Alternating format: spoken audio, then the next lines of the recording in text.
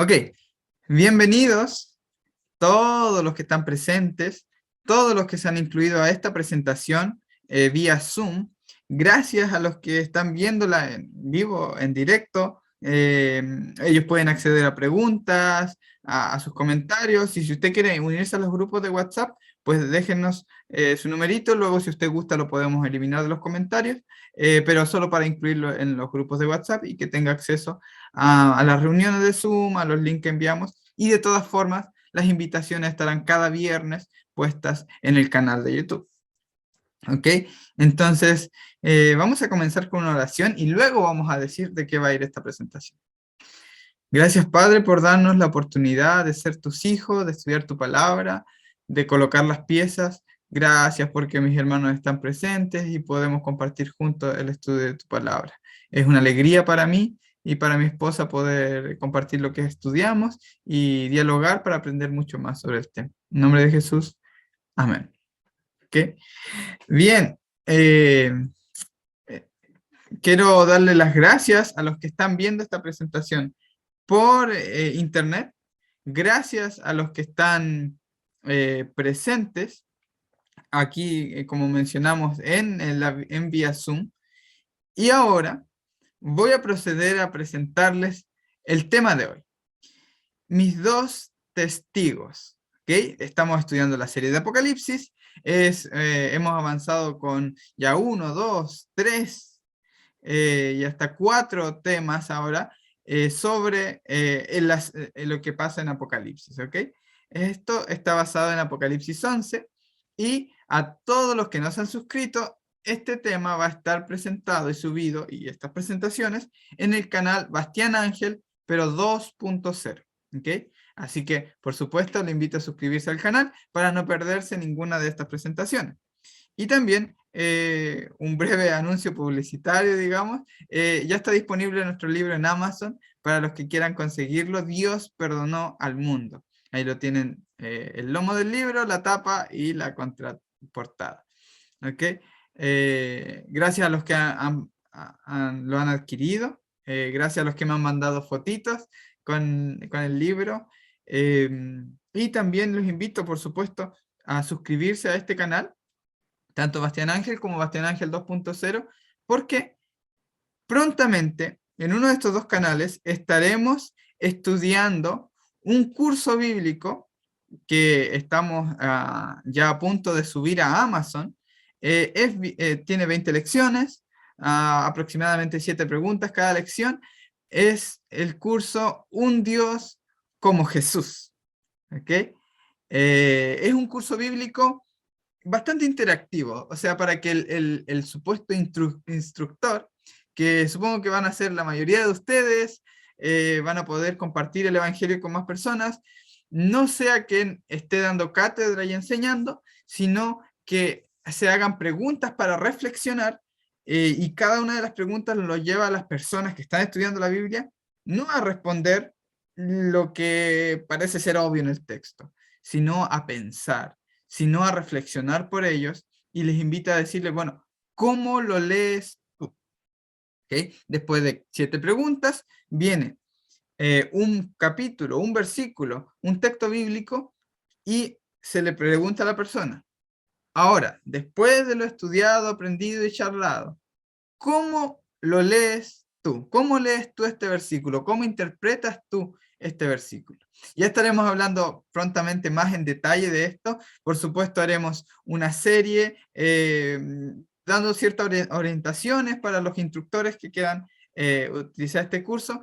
Y como tiene 20 páginas, para Amazon sale mucho más económico. Se pueden encargar cajas o una cantidad mayor que lo que es un libro. Por supuesto, si alguien quiere más información, pues están el canal y el libro. ¿Okay? Eso. Sin más, vamos con el estudio de hoy. ¿Okay? Los dos testigos ha sido uno de los temas más oscuros para el cristianismo. Para los intérpretes de las profecías, han dado diferentes identidades a los dos testigos, como grupos, como una sociedad corporativa, como individuos. ¿Y qué son? ¿Son simbólicos o son literales? ¿Son Elías y Moisés? ¿Son Enoc y Elías? ¿Es algún apóstol? ¿O es algún predicador estadounidense? ¿Es algún predicador dos predicadores de alguna nación? ¿Será que los dos testigos son dos naciones que se levantan a favor de Dios? ¿Quiénes son los dos testigos? ¿Serán personas que van en Nueva York gritando que Dios ha condenado a Nueva York, que visten saco y cilicio y ceniza? ¿Quiénes son los dos testigos? Bueno, hoy vamos a comenzar a resolver una de las incógnitas que a mi parecer ha sido una de las más complejas para interpretar el Apocalipsis. ¿Ok? Así que tome su asiento, tome sus apuntes y por supuesto aquí no tenemos la última palabra, están todos invitados a dialogar, a compartir y a estudiar por ustedes mismos estos versículos. Yo voy a compartirles lo que ha sido mi estudio. Entonces me fue dada una caña semejante a una vara de medir y se me dijo: levántate y mide el templo de Dios y el altar y los que adoran en él, pero el patio que está fuera del templo, déjalo aparte, no lo midas, porque ha sido entregado a los gentiles, y ellos hollarán o pisotearán la ciudad santa 42 meses. ¿Ok? Y daré a mis dos testigos que profeticen por 1260 días, vestidos de silicio. Muy bien. Ya veremos que los 1260 días equivalen en tiempo, no necesariamente tienen que interpretarlo como que son los mismos, pero en tiempo son los mismos 42 meses. Si 1260 días son 42 meses. 3 años y medio, etcétera, etcétera. Lucas 21-24 nos aclara qué es esto que los gentiles hollarán la santa ciudad. Y dice: los gentiles pisotearán a Jerusalén hasta que se cumplan los tiempos señalados para ellos. Lucas 21 es un capítulo paralelo a Mateo 24 y Marcos 13, si no me equivoco. ¿Okay? Así que Jesús habla abiertamente de que esta profecía se está refiriendo a Jerusalén pisoteada por, en este caso, los romanos. ¿Okay? Sabemos que las guerras judías entre los judíos y los romanos duraron exactamente 42 meses. Son estudios que ya hemos revisado anteriormente y veremos algo de detalle también aquí. Y es entregado a los gentiles, los romanos, y ellos hollarán la santa ciudad 42 meses. Ahora, aquí hay una paradoja. ¿Okay? Quiero que se fijen en la paradoja. Se le manda a medir el templo. Ok, tenemos el templo, lugar santo, lugar santísimo, pero tenemos afuera el atrio, ¿ok? El patio. Es en la primera parte del santuario. Está el patio, está el lugar santo y luego está el lugar santísimo. Entonces, se le manda a medir el templo, lugar santo y lugar santísimo, por decirlo así, y dice que el patio, el atrio exterior, se le deje fuera. ¿Por qué? Porque eso es entregado a los gentiles. Pero el texto continúa diciendo que ¿qué es lo que es entregado a los gentiles? ¿Qué es lo que es dejado fuera para que los gentiles lo pisoteen por 42 meses? La santa ciudad. Y pisotearán a Jerusalén. Y cuando nosotros vemos el cumplimiento de estas palabras, fue destruido el lugar santo de Jerusalén, el lugar santísimo de Jerusalén fue incendiado y quemado, fue incendiado el patio, fue destruido el muro y todo Jerusalén. Entonces, ¿cómo entender que lo que es entregado a los gentiles solamente es el patio y que el patio equivalga a todo Jerusalén, incluyendo el templo? ¿Ok?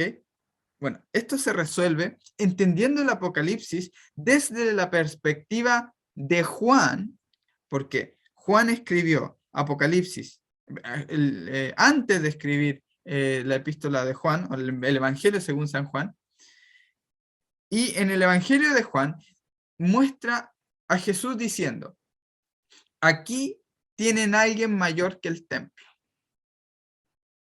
Aquí tienen a alguien mayor que Jonás, mayor que Salomón. Y tienen a alguien mayor que el templo. Y que Juan específicamente escribe que Jesús se refería, cuando dijo, en 3 días lo levantaré, refiriéndose, hablando del templo, Juan dijo, ellos no entendieron que hablaba del templo de su cuerpo. ¿Ok? Entonces, Juan entiende algo importante, que aunque ve candeleros, Juan entiende que estos candelabros son 7 iglesias. ¿Okay? Las 7 iglesias que en ese contexto, antes del año 70, que lo vimos en el tema anterior, estaban ya iluminando. ¿Okay? Que eran las 7 iglesias, las que habían. Esas eran las que habían en Asia. Y estaban iluminando. Eran las 7 casas donde se estaban reuniendo en cada lugar, ¿no? Entonces, iglesia se llamaba la reunión de las personas en las casas. Entonces teníamos 7 grandes, digamos, ciudades donde había una casa donde se reunían los cristianos, porque la persecución hacía que unos tuvieran que reunir aquí, acá, allá, y de vez en cuando tenían una casa central. Resulta que cuando Juan muestra todo esto, ve a Jesús con candelabros, muestra perspectivas del santuario, pero cuando termina Apocalipsis, dice que no vi templo allí porque el Cordero es su templo. Isaías dice que el Señor será por templo y por santuario. Así que Juan entiende, y el contexto que se le da es que Jerusalén, el templo judío, no es el templo de Dios. Fíjense, los tiempos de los gentiles. ¿Recuerdan que Jesús habla hasta que se cumplan los tiempos de ellos? Bueno, ¿qué son los tiempos de los gentiles? Daniel 2 profetiza que va a haber 4 imperios gentiles: Babilonia, Medo-Persia, Grecia y Roma, que dominarán el pueblo de Dios, y ellos pueden hacerlo porque pueden atacar el templo físico en la tierra específica de Israel. O sea, pueden hacerlo por eso. Pero después de un periodo final de ira, o sea, el fin de la ira, los gentiles no podrán hollar más el reino de Dios. ¿Pero por qué? ¿Por qué ahora ya no pueden hollar el reino de Dios? Cuando reciben este reino inconmovible, cuando la roca pega, ahora estos reinos ya no pueden manejar el reino de Dios. Por más que lo persigan, ellos no tienen un solo templo. O sea, por un tiempo estuvimos reuniéndonos, cuando era parte de una denominación, nos reuníamos y teníamos una iglesia, un templo físico, al lado de mi casa, que construimos, que fuimos donando ofrendas para aquello, pero hace algunos años atrás fueron y lo atacaron y lo quemaron, así, literalmente lo quemaron. Para esa altura, para mí no significó ninguna pérdida más allá del material o del tiempo que hayamos dedicado, no simbolizó ninguna pérdida. ¿Por qué? Porque sabíamos que el templo, ese edificio no es la casa de Dios, que el templo son la reunión de personas. Entonces, que quemen la iglesia, que quemen la supuesta iglesia, el templo físico, no afecta en lo más mínimo a la fe ni debería afectar a la fe de nadie. Pero después de un periodo final de la ira, los gentiles ya no pueden hollar, ya no pueden pisotear, porque el reino ahora es universal. No estará asociado a un templo físico, como dice Efesios 2, 19 al 21, pueden anotarlo y leerlo. O a una ciudad específica, como dice Gálatas 4, dice que la Jerusalén celestial son las personas, son los nacidos de lo alto, la congregación de los primogénitos. No es como la Jerusalén terrenal, que era un templo y ciudad física. O una nación política, no somos una nación como Israel. Podemos predicar a toda nación, raza, tribu, lengua, pueblo, porque no hay distinción. Tampoco somos pertenecientes a una raza específica. O sea, no pueden acabar con los judíos y acabar con el pueblo de Dios, porque los judíos no son el pueblo de Dios, sino todo aquel que es de Cristo es judío en el corazón. Ya no hay judío, no hay griego, no hay esclavo, no hay libre, no hay mujer, no hay hombre. No se puede porque ningún imperio gentil puede derrocar la iglesia que ha levantado Cristo, ni las puertas del Hades, ni nada, porque está puesta segura en su reino inconmovible. O sea, pueden matar miles de cristianos y la fe sigue creciendo. ¿Se dan cuenta? Es un reino que nunca puede tener fin y nunca puede acabar porque Jesucristo es su fundador. Ok, por eso Jesús dijo, la hora viene y ahora es cuando ni en este monte ni en Jerusalén adoraréis al Padre.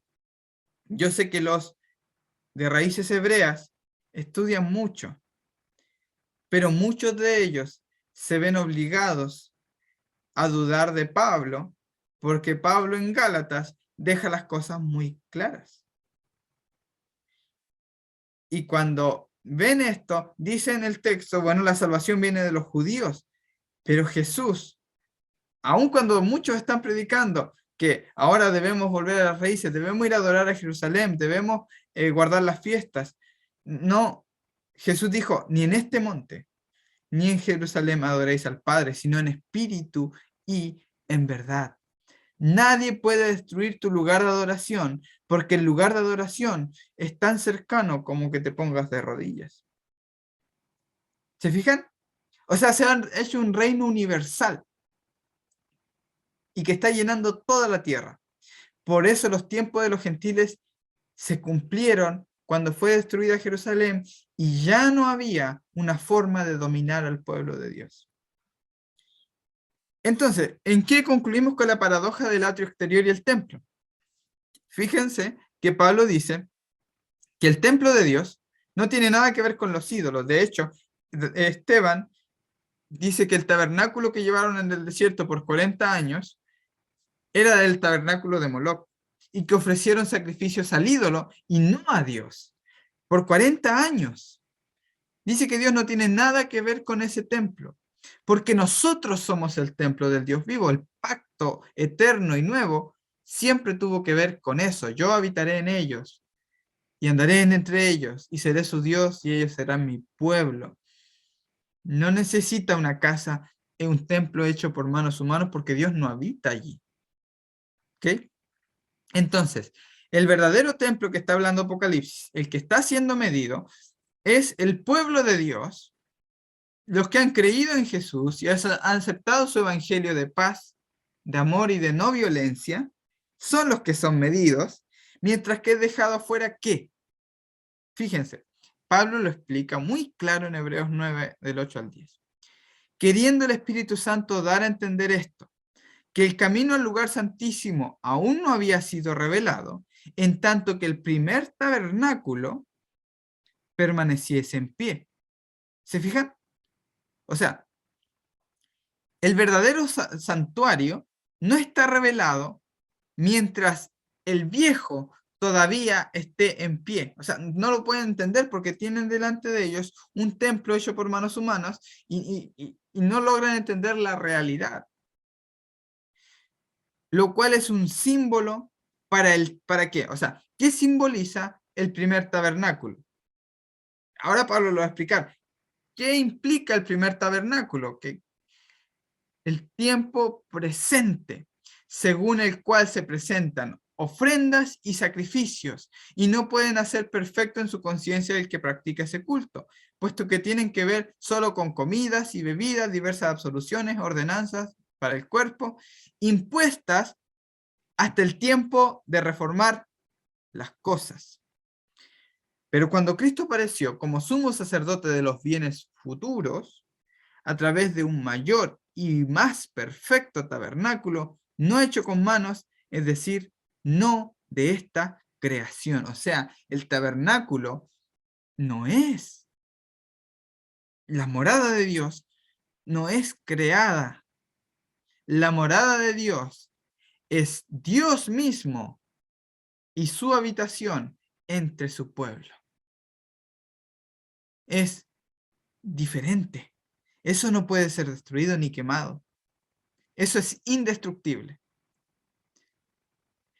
Entonces, el primer tabernáculo, o digámoslo así, el atrio, porque otra versión de este texto dice, la primera parte estuviese en pie. O sea, ¿qué está diciendo? La primera parte en el Antiguo Testamento se le llamaba al atrio. Así que Pablo le llama la primera parte o el atrio a todo lo que hay en ese tiempo presente. Sacrificios, a todos los rituales, las ordenanzas, el santuario en general, todas las cosas elementales, como dijo Pedro, que serían quemadas. Eso lo hemos estudiado anteriormente. Entonces, a todo eso se le llama el primer tabernáculo o el atrio exterior. Por lo tanto, lo que en Apocalipsis se deja sin medir, porque es entregado a los gentiles, son todas las ritualidades, Jerusalén en general. Por eso no hay una paradoja cuando lo vemos desde el punto de vista de Juan, cuando lo único santo o lo sagrado o el santuario es Cristo y su pueblo. Por eso, cuando habla de la plomada en Isaías, de la medida, dice que es discernir entre lo santo y lo profano. Entonces, Pablo, cuando viene a explicar este texto, si ustedes leen el contexto, 2 Corintios, dice que debe hacerse esa diferencia entre lo santo y lo profano, no toquéis lo inmundo. ¿Por qué? Porque todo ese templo tenía que ver con ritualidades básicamente paganas, de salvación por obras. Pero lo santo era Jesús. Cada sacrificio le recordaba sus pecados. Pero Jesús, con un solo sacrificio, de Él, no del pecador, de Él, en su conciencia, les dio el perdón completo y total a todas las personas que lo creen. Y eso hace que nunca más tengan que estar llorando porque otra vez, Señor, otra vez pequé, otra vez caí. Eso les recuerda cada vez que sus pecados. Pero el verdadero tabernáculo es acercarnos confiadamente sin antes tener que ofrecer un sacrificio. ¿Se dan cuenta la diferencia? Cuando se reforman las cosas, tú ya no vas al templo y tienes que recordar tu pecado y antes de acercarte a Dios, hacer ritualidades para que poder acercarte. El nuevo pacto hace que Dios habite en ti, esté contigo. Y eso es impresionante. Que Dios, el santo de los santos, habite con el leproso, con el sucio y con el pecador, que en el antiguo tabernáculo no podían acercarse a Dios. Eso es la reforma de estas cosas. Entonces, ¿cómo entendemos esto? Que el patio está afuera significa que lo que queda afuera es todo el sistema de ritualidad, incluyendo la ciudad y el santuario. Y eso es entregado a los gentiles y ellos pisotean, por eso dice la Santa Ciudad 42 meses. ¿Ok? Bien, pero vamos a los dos testigos, que es nuestro... Muy bien, vamos a ir paso por paso, ¿ok? Estudiando frase por frase, digamos, a grandes rasgos igual. El atrio exterior y el templo. Isaías 28, 17 dice, pondré el juicio por medida. Recuerden que se le manda a medir el santuario, el juicio por medida y la justicia por nivel o por plomada. Y el granizo barrerá el refugio de la mentira y las aguas cubrirán el escondite. Ok. Así que la medida es el juicio. Y lo primero que se mide, no que lo otro no se mida, sino que lo primero que se mide con esa medida es el santuario. Lo otro, vamos a ver que también recibe una medida, pero es una medida diferente, es un juicio diferente, es distinto, porque es otra medida y ya vamos a ver por qué. Pero, como vimos que el templo somos nosotros, somos los creyentes en Cristo, Pedro dice, 1 de Pedro 4:17, porque es tiempo que el juicio comience por la casa de Dios. ¿Ok? Y si comienza por nosotros primero, recuerden que el santuario es medido, ¿cuál será el fin de los que no obedecen al Evangelio de Dios? Ok, y aquí está hablando precisamente de todos los judíos que no habían aceptado la buena noticia. Pedro se está refiriendo a los judíos, a los judíos, cristianos en este contexto. No está hablando a los gentiles. Y ellos están entendiendo esta idea. Así que son medidos, o sea, primero es la casa de Dios medida, el templo, los que han creído en él, los que han obedecido al evangelio. Y luego viene un texto que dice, ¿dónde irá a parar, si el justo con dificultades salva, dónde irá a parar el impío y pecador? Bueno, en el canal Bastián Ángel tenemos un tema que es de amenazas bíblicas. Entonces ahí usted puede escribir si el justo con dificultad se salva, y ahí explicamos ese versículo completo. ¿Okay? Pero sigamos. Zacarías 2, del 1 al 5. Alcé después mis ojos y miré. He aquí un varón que tenía en su mano un cordel de medir. Y le dije, ¿a dónde vas? Y él me respondió, a medir Jerusalén. ¿Ok? ¿Se fijan? Parece que Zacarías está viendo lo mismo, para ver cuánta es su anchura y cuánta es su longitud. Y aquí que salía aquel ángel que hablaba conmigo, y otro ángel le salió al encuentro y le dijo, corre y habla a este joven diciendo, atención, sin muros será habitada Jerusalén, a causa de la multitud de hombres y de ganado en medio de ella.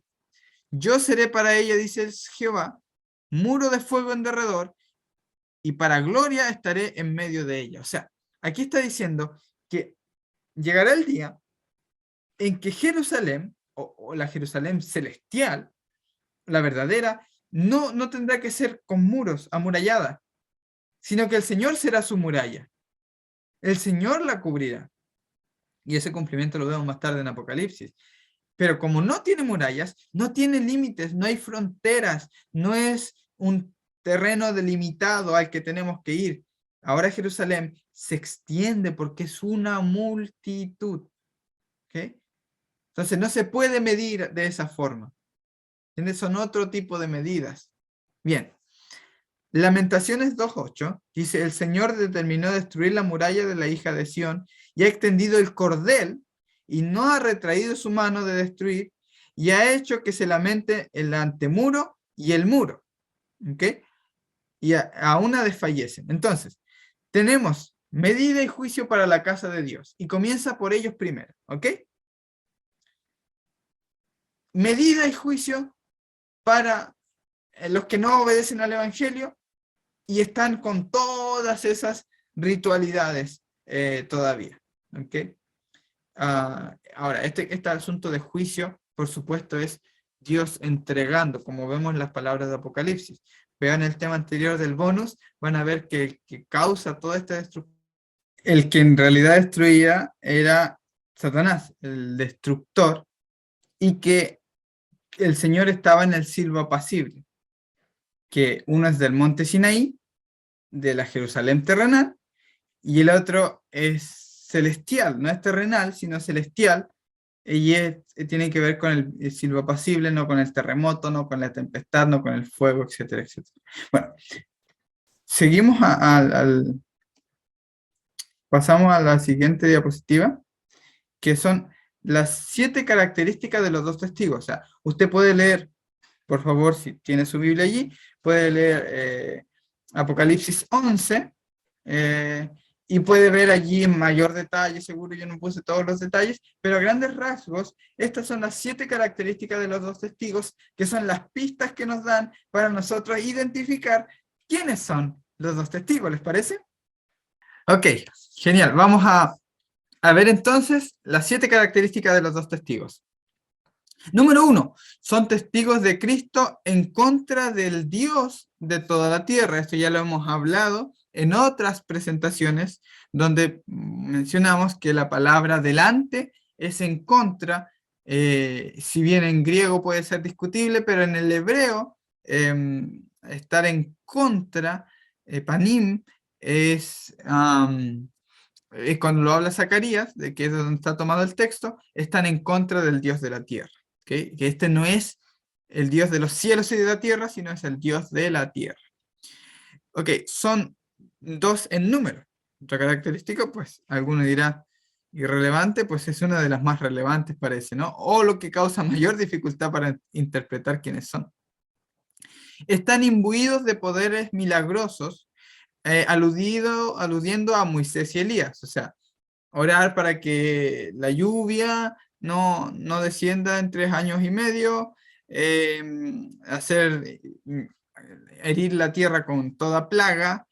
ah, de hecho, la palabra tierra aquí también se puede traducir como Egipto, ¿ok? Cuantas veces quieran. O sea, tenemos la perspectiva de Moisés como profeta y de Elías como profeta. Moisés la ley y los profetas. Y arrojan fuego de sus bocas a sus enemigos, los que quieren herirlos. Están representados simbólicamente por los dos olivos y los dos candelabros que se ven en la visión de Zacarías 4. ¿Ok? El contexto histórico es que los dos olivos eran Josué y Zorobabel. ¿Bien? 5. Profetizan vestidos de silicio, es decir, su mensaje es un mensaje de aflicción. ¿Ok? De alguna forma, no porque ellos estén afligidos, sino están diciendo, están hablando los dos testigos, como vimos, a Jerusalén, que Jerusalén se está ganando la destrucción porque están provocando al Imperio Romano y es un mensaje a la paz. Sin embargo, ellos no están queriendo y va a venir una destrucción profetizada por Daniel. Sufren una muerte violenta en la ciudad, ¿ok? Y sus cadáveres son tratados con ignominia, o sea, no son enterrados. La ciudad en sentido espiritual se llama Sodoma y Egipto, un asunto súper importante, donde su Señor fue crucificado.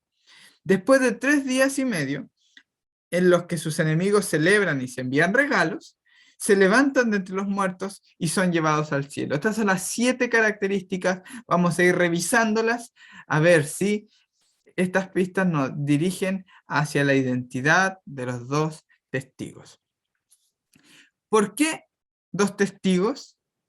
Noten que Jesús dice lo siguiente: pero si no te escucha, o sea, para reconciliarte con tu hermano, si no te escucha, Mateo 18:16, lleva contigo a uno o a dos más para que toda palabra sea confirmada por boca de 2 o 3 testigos. Esto se está citando de Deuteronomio. Segunda de Corintios 13:1. Ahora, quiero que vean algo. Jesús dice al final, si no te escuchara, tenlo por gentil y publicano. Pero pensemos cómo él actuaba con los gentiles y publicanos. Y la ley de Moisés implica muerte por boca de 2 o 3 testigos. Pero la ley de Jesús implica reconciliación confirmada o apoyada por 2 o 3 testigos. ¿Entiendes? O sea, hay un ministerio de condenación y muerte y está el ministerio de justificación y reconciliación. Según de Corintios 13:1, esta es la tercera vez que voy a vosotros, por el testimonio de 2 o 3 testigos se juzgarán todos los asuntos. Ok, y ahora vamos a ver algo importante. Juan 8:17, Jesús no atribuye la ley de Moisés como la ley propia o dada por él. Dice, aún en vuestra ley. Recuerden que por esa ley mataron a Jesús. En vuestra ley está escrito que el testimonio de 2 hombres es verdadero. ¿Sí? ¿Se fijan? Testigos, testimonio, 2. ¿Tiene conexión? Bueno, vamos a mirar. Hebreos 10, 27 al 29 trae una bomba impresionante. Los invito a ver sacrificios de animales, horrenda cosa.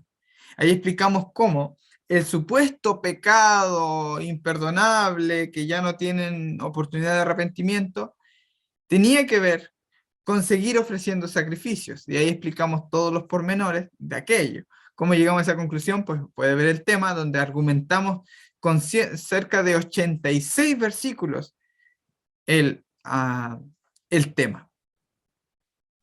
Dice lo siguiente: si no, horrenda expectación de juicio. La palabra expectación es como que están esperándolo, es como que son receptores del juicio. Es como ese que tiene miedo de que le va a llegar esto, le va a llegar esto, y pues le llega lo que teme. Y la furia de un fuego que ha de consumir a los adversarios. Esa es su expectación. No están expectando a Cristo, sino el fuego consumidor y el miedo, el pavor, el terror del monte Sinaí es lo que está haciendo alusión. Cualquiera que viola la ley de Moisés muere sin misericordia, noten la expresión, sin misericordia, por el testimonio de 2 o 3 testigos. Atención, según la ley de Moisés, el que viola la ley de Moisés, ministerio de condenación, el monte Sinaí, muere sin misericordia por el testimonio de 2 o 3 testigos. ¿Cuánto mayor castigo pensáis que merecerá el que ha hollado bajo sus pies al Hijo de Dios y ha tenido por inmunda la sangre del pacto por la cual fue santificado y ha ultrajado el Espíritu de gracia? Refiriéndose a los que volvían a hacer sacrificios.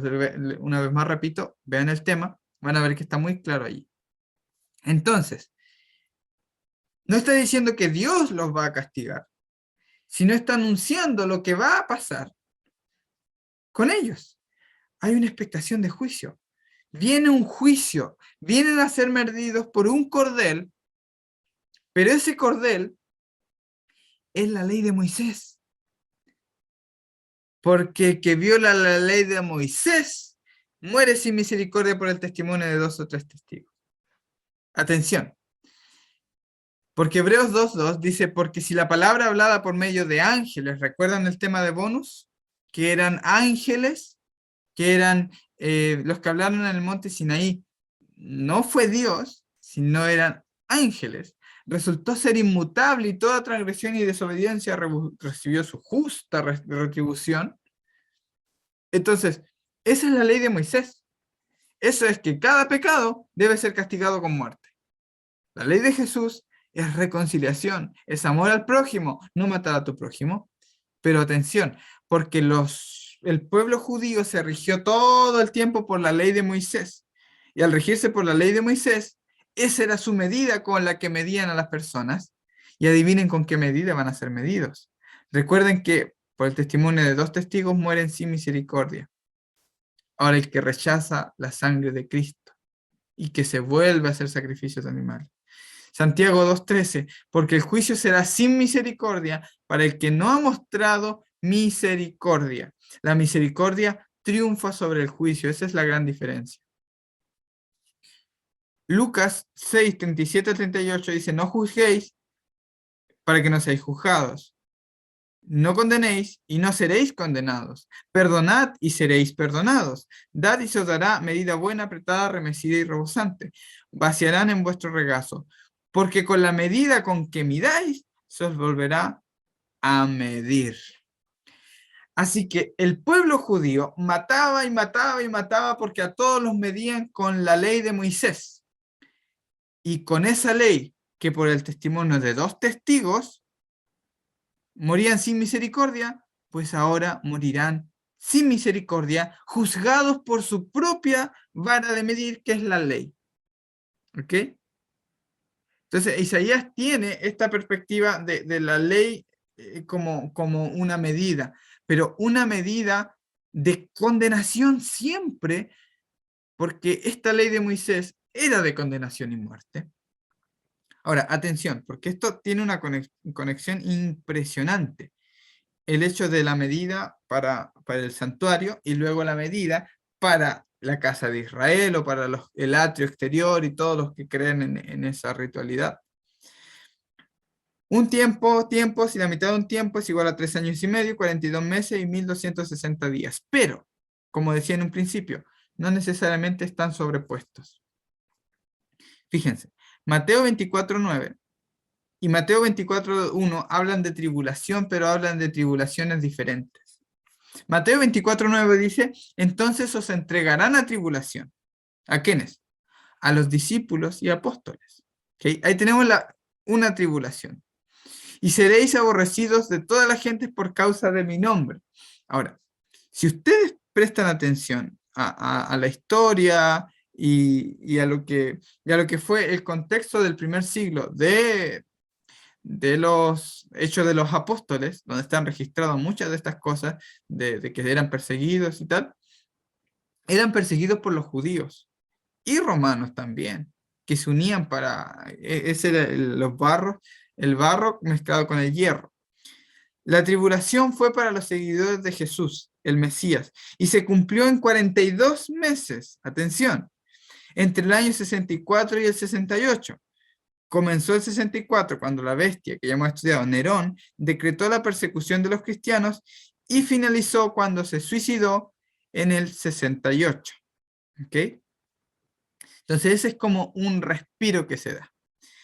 Es cuando los días son acortados. Cuando Nerón se suicida, da paso a que los cristianos puedan huir a Pella, el lugar donde se refugiaron, antes de que volviera Tito para luego masacrar más tarde a Jerusalén.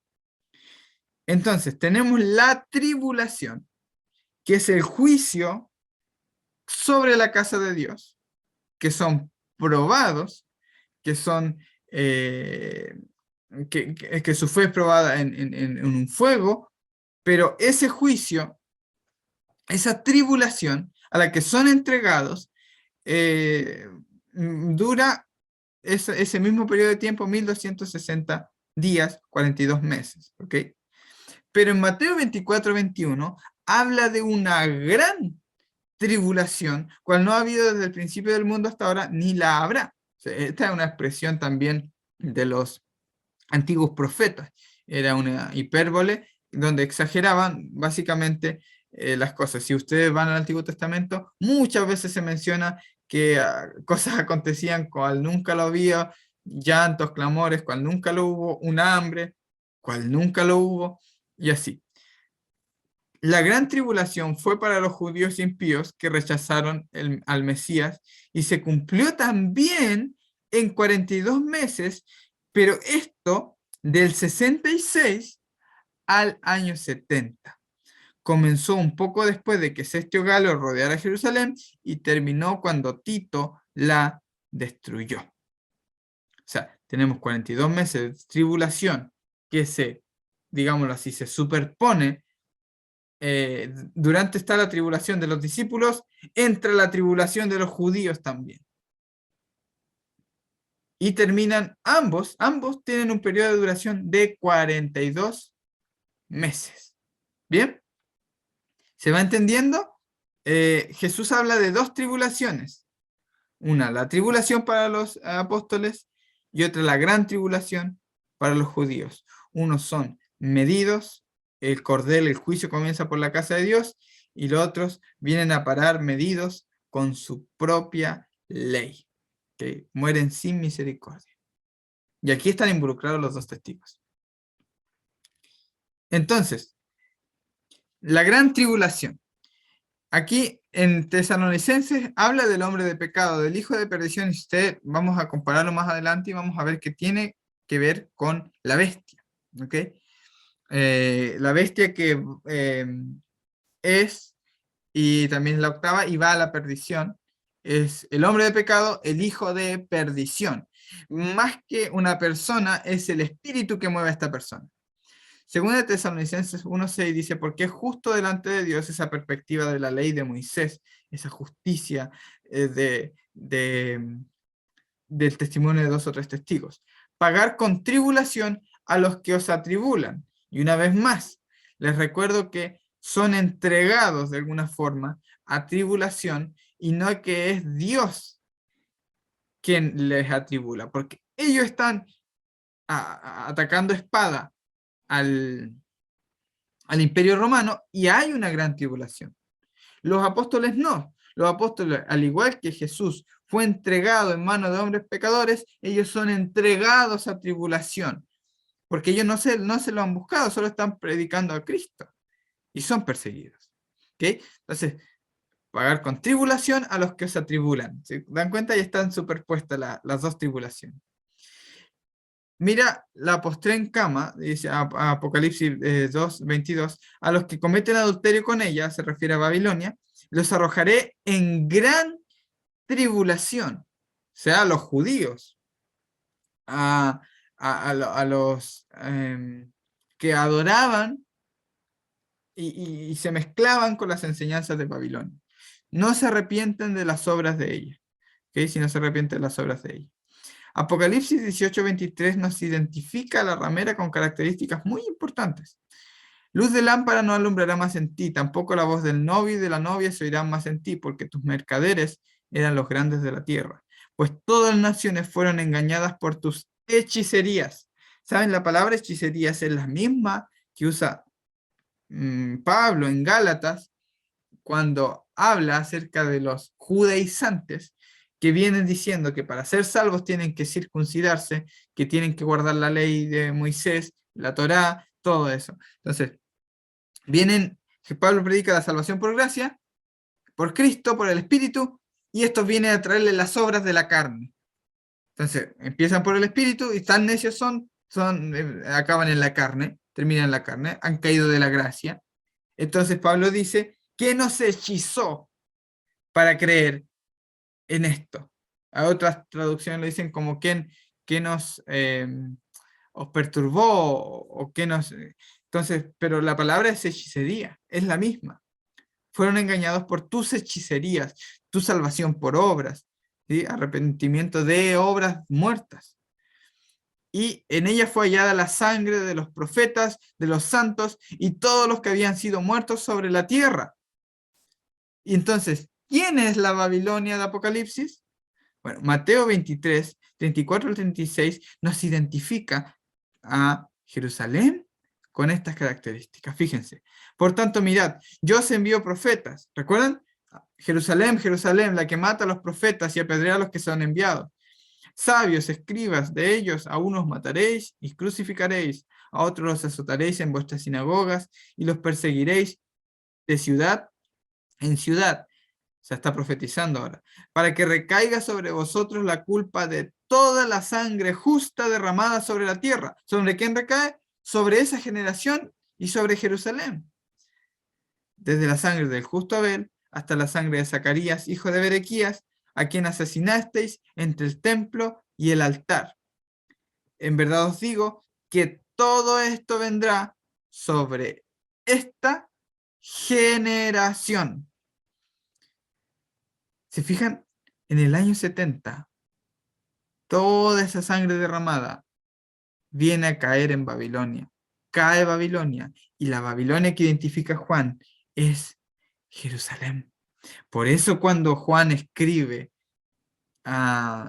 en su evangelio, él dice, los judíos perseguían a Jesús. Los judíos tramaban como apresarle. O sea, él habla de los judíos como desentendiéndose, porque él pertenece a la Jerusalén celestial, no a la terrenal. Jerusalén y Babilonia. Isaías 1, 21 al 23. ¿Cómo se ha convertido en ramera la ciudad fiel, la que estaba llena de justicia, moraba en ella la rectitud, mas ahora asesinos, ¿saben? Los celotes eran asesinos literalmente. Asesinos muchas veces que se eran pagados por el mismo Sanedrín para ir y a causar sedición contra los romanos, acuchillarlos, matarlos. Eran asesinos. Y ese era su evangelio. Tu plata se ha vuelto escoria, tu vino, el cáliz con el que ha engañado y ha embriagado a las naciones, está mezclado con agua. Los gobernantes son rebeldes, compañeros de ladrones, cada uno ama el soborno y corre tras las dádivas, no defienden al huérfano, ni llegan a ellos la causa de la viuda. ¿Se fijan? Jerusalén y Babilonia. Mateo 12, 43 al 44 dice algo sorprendente. Cuando el espíritu inmundo sale del hombre, pasa por lugares áridos buscando descanso y no lo halla. ¿Recuerdan que Jesús va a Jerusalén y expulsa una gran cantidad de demonios en su época? Un montón de textos bíblicos donde habían demonios en Jerusalén. Entonces dice, volveré a mi casa de donde salí, y cuando llega la encuentra desocupada, barrida y arreglada.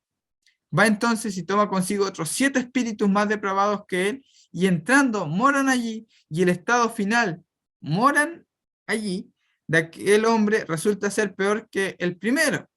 Pero noten de quién está hablando Jesús. No está hablando de un hombre Está hablando de Jerusalén, de esa generación. Así será también con esta generación perversa. O sea, los demonios podían haber salido, pero el espíritu de asesinato, el espíritu de los espíritus inmundos, los 7 demonios peores, vienen y ocupan y moran dentro de Jerusalén. ¿No les suena a ustedes Apocalipsis 18, 2 al 4? Y clamó con potente voz diciendo, ha caído la gran Babilonia, y se ha hecho habitación de demonio, guarida de todo espíritu inmundo, y albergue de toda ave inmunda y aborrecible, porque todas las naciones han bebido del vino, del furor de su fornicación, los reyes de la tierra han fornicado con ella, los mercaderes de la tierra se han enriquecido con la potencia de sus deleites. Y oí otra voz que salía del cielo y decía, salid de ella, pueblo mío, para que no seáis partícipes de sus pecados, ni recibáis partes de sus plagas. Y aquí vamos a mencionar brevemente el asunto de una plaga, porque vamos a estudiar las copas, las trompetas y las plagas en Apocalipsis.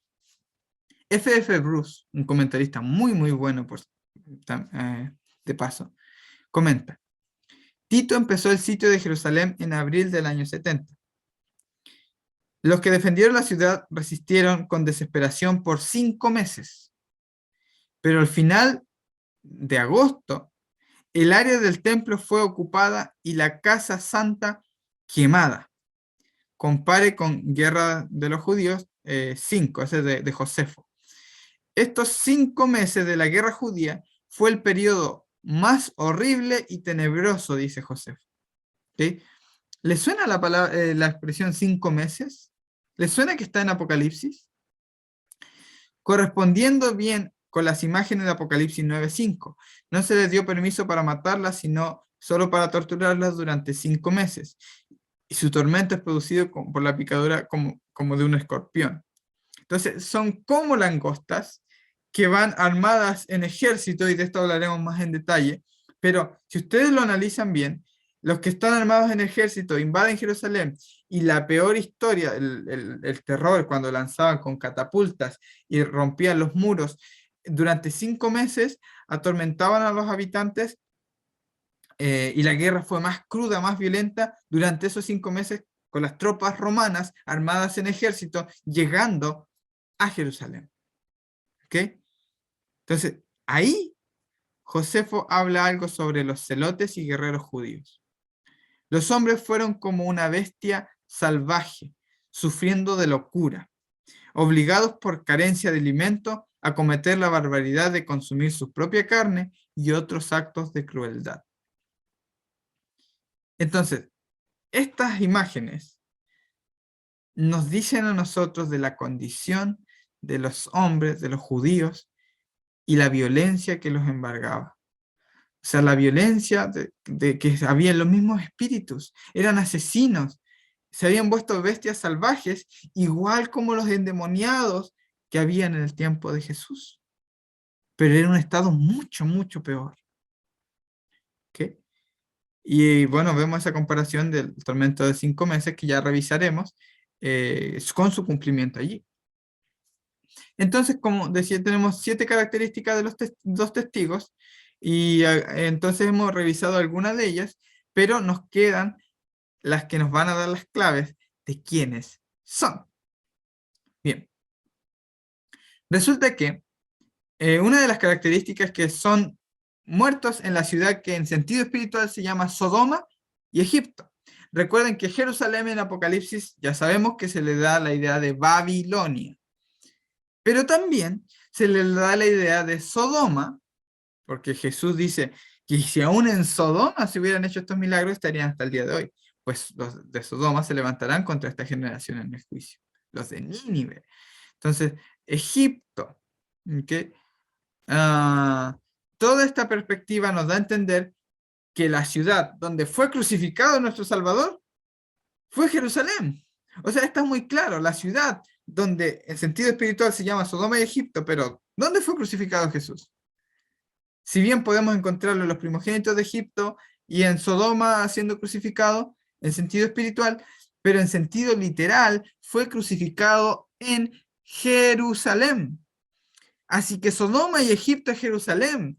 Y quiero que, si ustedes, no tengo tiempo de leer todo, pero aquí tenemos una tabla comparativa de 21 similitudes entre el éxodo de Israel con el éxodo del pueblo de Dios en Apocalipsis.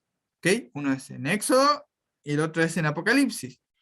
Pero hay una gran diferencia, porque en el Pentateuco salen de Egipto y hay plagas. Ahí ustedes pueden tomar una foto.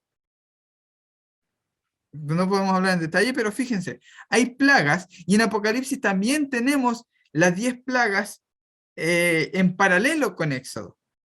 Pero ahora estas 10 plagas no son para que el pueblo salga de Egipto, sino para que el pueblo salga de Jerusalén, de Babilonia, de Egipto, de Sodoma. Esa es la gran diferencia. Ahora Jerusalén es el lugar del que hay que salir.